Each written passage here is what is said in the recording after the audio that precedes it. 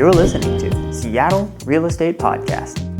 Texas House Republicans vote to track down absent Democrats and arrest them if necessary.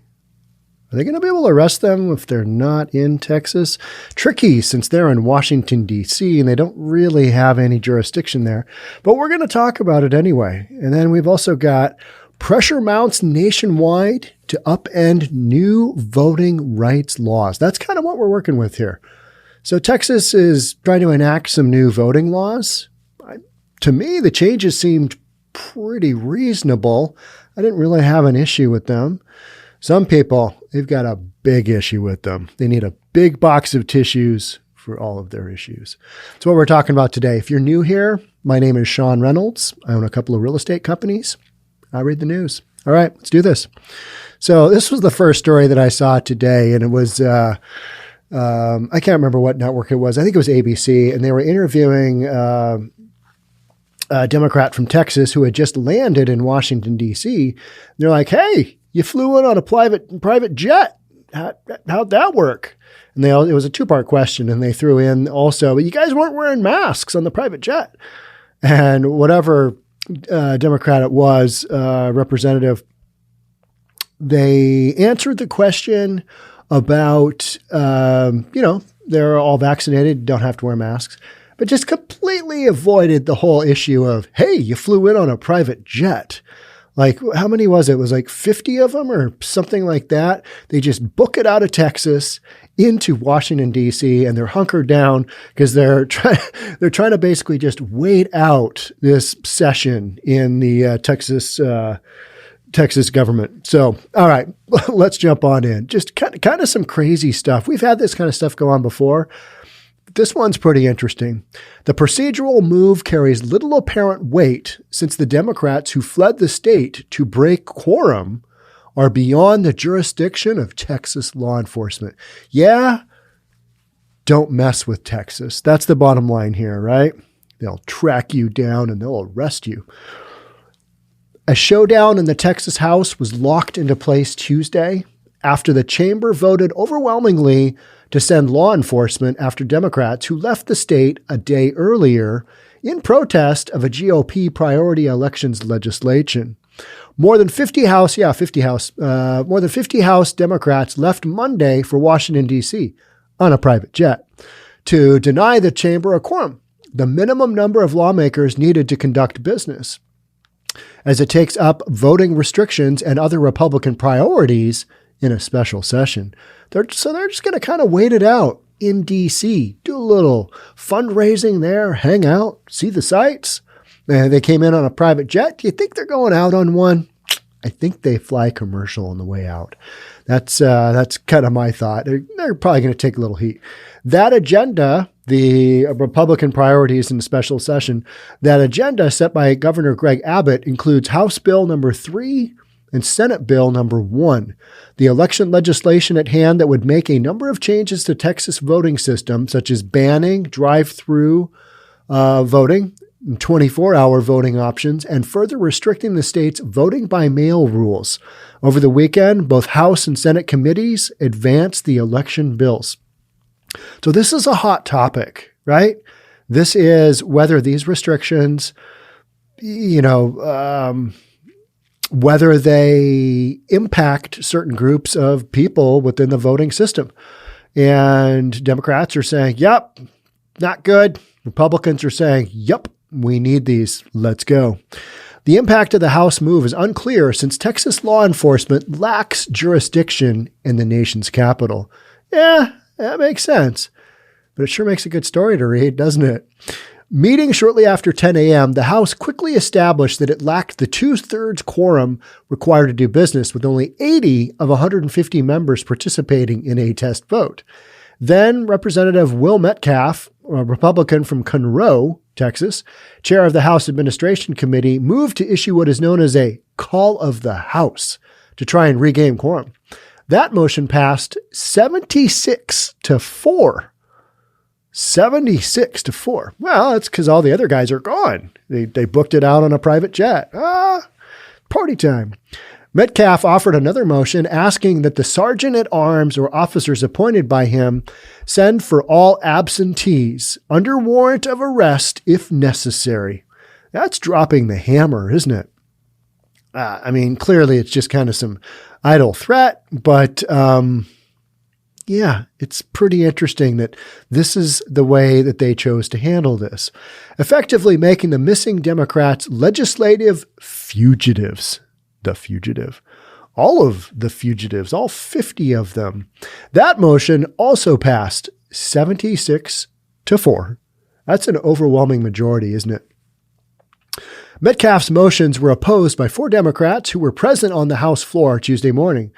Representatives Ryan Gillen of Rio Grande City, Tracy King of Batesville, Eddie Morales Jr. of Eagle Pass, and John Turner of Dallas, the Big D.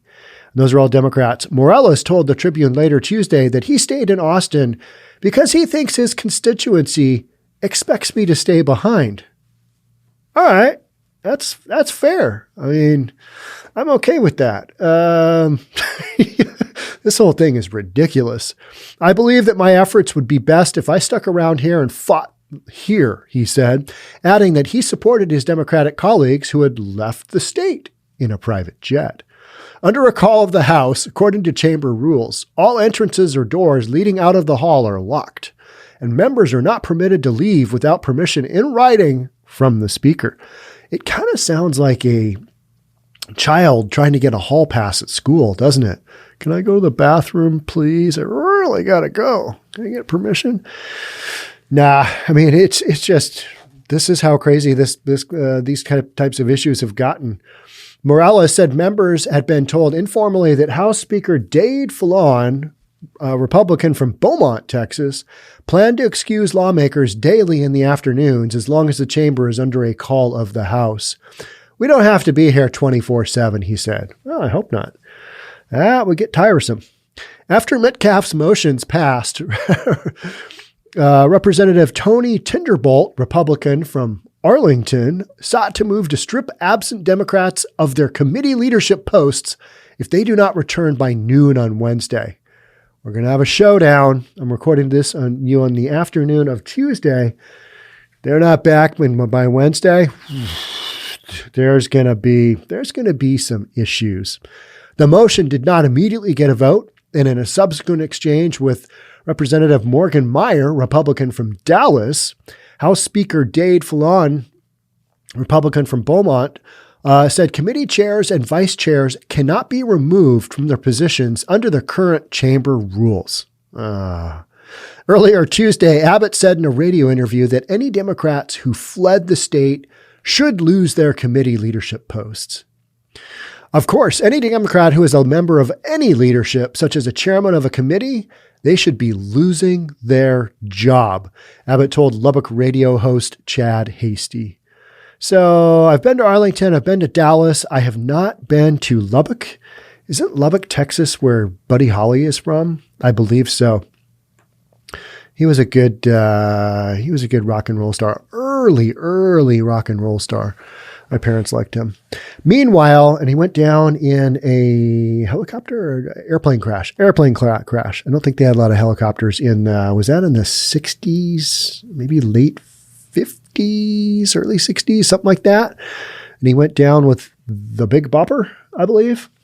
Yeah, something like that. Meanwhile, House Democrats held a news conference Tuesday morning in Washington, D.C., where they flew in on a private jet, reiterating their intention to stay outside of the state through the end of the special session. So they're basically just waiting it out. Can't they do another session? Just crank up another special session? That's kind of what I heard. Representative Chris Turner, who chairs the House Democratic Caucus, said any negotiations about Democrats returning to Austin would have to start with Abbott reversing his veto of funding for the legislative branch. These guys are just going ham, aren't they? Whew. Democrats are challenging the governor in court over that veto, which Abbott issued after 2 of his priority bills, including the election legislation, died after House Democrats walked out of the chamber in the final hours of the regular session. They just got up and whoop on a private jet. to D.C. Funding for the legislature, staffers, and legislative agencies is set to run out August 31st. All right. So I don't read a lot of politics and I don't follow a ton of politics, but I thought this is a pretty good one because it's kind of like, all right, this is your approach. Okay. Well, I see what you're doing. It seems a little weak to me, but, who am I to judge? By early Tuesday afternoon, members on the House floor were grouped around desks or visiting with Kline near the front of the chamber. How long until they get really bored of doing this? How long is that going to take? Asked whether there was tension among members, Morales said he did not sense any. Everything's fine here. I stayed behind because my people wanted me to stay behind, and everybody knows where I sit with my political, agenda. They're okay with it. It could be the relationships that I've built across the aisle, but I didn't sense that tension, he said. Everyone is coming up to me and thanking me, even though they know I'm against House Bill number 3. These are crazy stories. How about in related news? Let's just read the topics of the related news. Deploy law enforcement. We're going to send some Texas Rangers after these guys. Maybe. I'd like to see that. Would you like to see that? I mean, I would enjoy seeing that. Texas Ranger, I need to arrest you and take you back to Austin. Call another special session. That does seem like an option, doesn't it? Texas GOP mulls options for elections bill after the Democrats leave the state in a private jet. Texas House Democrats flee the state and move that could block voting restrictions bill, bringing legislature to a halt. Yeah. So this literally happened. I know it happened in Oregon. There's been a couple of other examples of this type of thing going down, but it's just crazy. Here's our second article, and we're actually going to talk about some Seattle stuff here. But pressure mounts nationwide to upend new voting rights laws. And to me, some of these voting right laws, I'm like, okay, did you hear the whole Kamala Harris saying, well, people out in the more rural areas, they don't have access to a Xerox machine. They don't have access to a photocopy machine. And then there was like some Fox News guys just ripping that one to shreds. I mean, pretty funny. Yeah, some of this stuff is just kind of stupid, right? I mean, it's just like, oh my gosh, what are you doing? I understand where you're coming from, but all right. Yeah, be reasonable about it. Kamala Harris saying people don't have access to Xerox machines. How about you take a picture with your cell phone? Because everybody's got a damn cell phone. We'll figure out a system with that, right? I mean, having to prove your identity to vote, I'm okay with that. I'm all right with that. That makes sense. I got to prove my identity for every other damn thing in my life, right?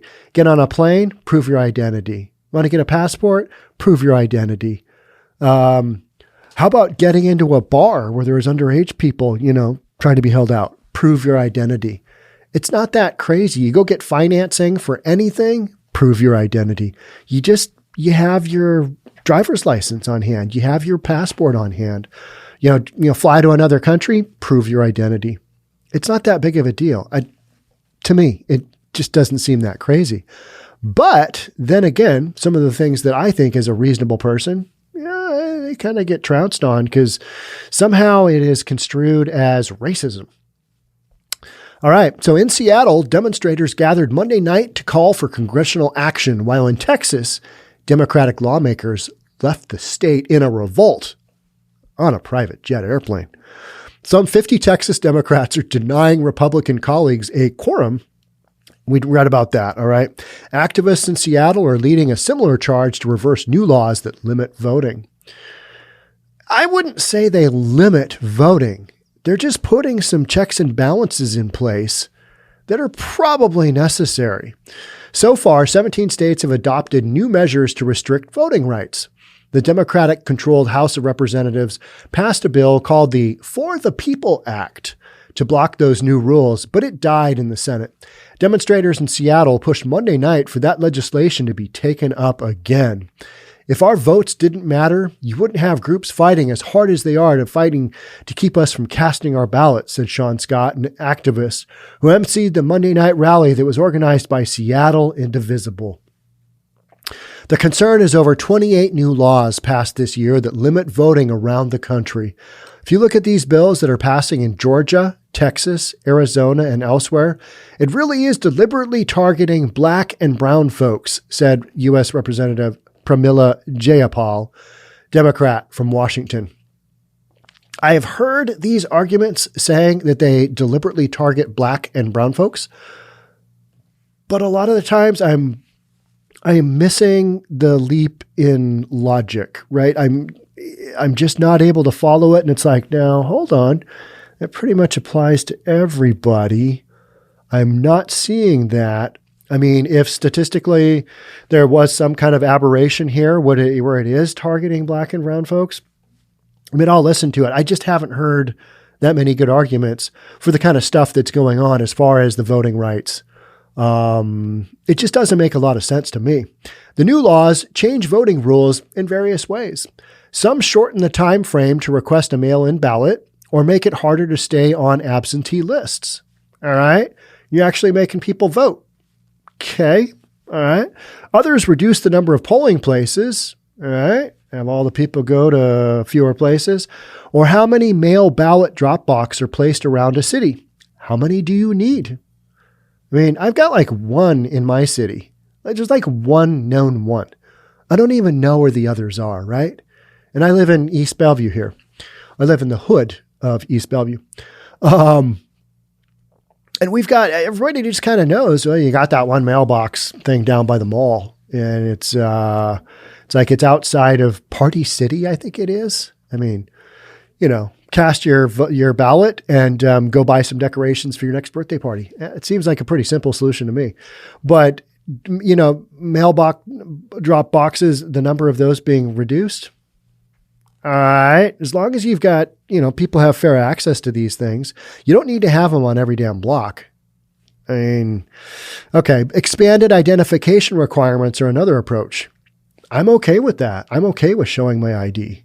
I don't really have an issue with that. Here's my ID. I show it how many times for stuff all the time. I mean, it's not that big of a deal to me, but I guess if you don't have an ID for whatever reason, it's problematic. Most people I know have an ID. Supporters say these laws will make elections more secure, but demonstrators at Monday night's rallies in Seattle dispute that claim. That's not a democracy, said Aaron Bishop with Wolfpack. Everybody should be able to vote in a democracy. The restrictions that we're talking about, the law changes that we're talking about here, you're still able to vote. So, I mean, nobody's saying you can't vote. They're just saying, hey, throw in a little ID action there at the same time. How about that? Do we need to have voting ballot boxes on every street corner? No, probably not. But we're not excluding anybody from voting in a democracy. That's kind of the way I see it. The goal of such activists is to pressure Congress to postpone its summer recess until the Senate actually votes on the For the People Act, but it still faces steep hurdles. The only way it can pass is if we eliminate or reform the filibuster, and there are different ways to do that, Jayapal said. Okay. Yeah. So this stuff, I think it's kind of wildly overdone, the fact that people are getting so worked up over it. But then again, that's just me. The stuff that I'm saying, the whole voter ID and all this other stuff. Okay. That doesn't seem like that big of a deal, but I know it's a massive argument that somehow we are excluding voters from this process, but I haven't really seen an argument that truly makes sense. And again, that's just me. I don't know. What do you guys think? I don't cover these political topics all that much. I know we're still working on, certain segments of the population are still pretty worked up about the election. Have a hard time seeing that one. Have a hard time, seeing how the election was either thrown, or, votes were mismanaged. I've had a hard time seeing, any of that proven So as a reasonable person, I'm just like, all right, we had an election. One guy lost, one guy won. Spent a lot of time arguing about it on both sides. And I have family members who believe that the election was, it was not won in the correct way, not won in a legal way. And I've kind of listened to their arguments and I'm like, I don't know. That doesn't really ring true with what I saw and what I kind of experienced there. It seems to me like the results, they were very, very close, but they were also pretty apparent. So that's just me though. I kind of tend to be more black and white. All right. Did one guy win? Yep. All right. Even though we're claiming a bunch of other stuff, does this make any sense? Do we have any real evidence to back this up? I keep hearing that we're going to have evidence or evidence is on the way or a lot of issues there. But I haven't really seen anything that makes great sense to me. Do I have an issue with some of these restrictions being put in place? No, not really. And I don't think it particularly impacts, either black or brown voters. I don't see that either. Then again, I haven't done a ton of research into it, but I've just followed this story and kind of looked at it and I'm like, really? I don't know. I get really hung up on the whole, voter ID thing.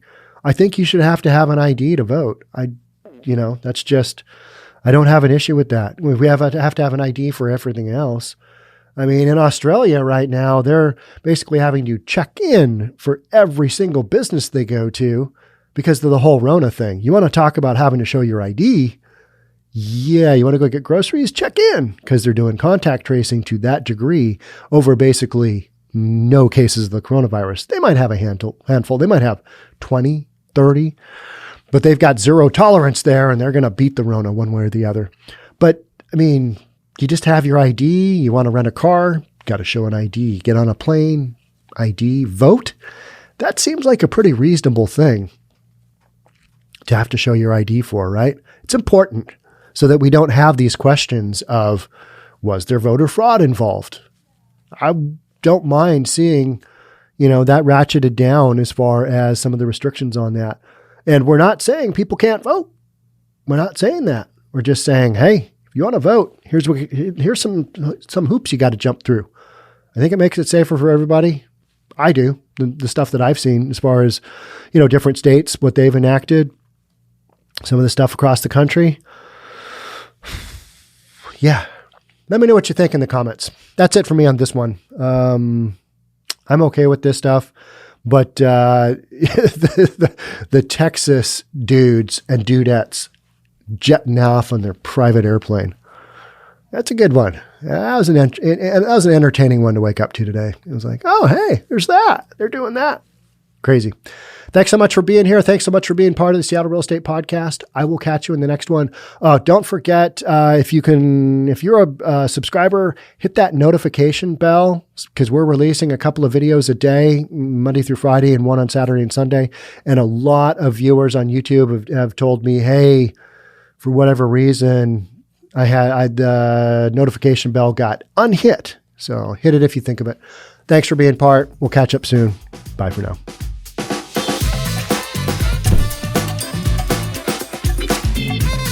Don't forget to subscribe to our channel and hit the notification bell so you'll know when our next video is out.